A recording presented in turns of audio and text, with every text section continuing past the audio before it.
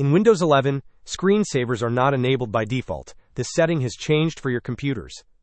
To resolve this, first, open the Windows search bar. In the search bar, type Screensaver, and then select the option to change Screensaver. Within the Screensaver settings, you will likely find that it is currently set to None. Change this selection from None to another type of screensaver, such as photos or bubbles.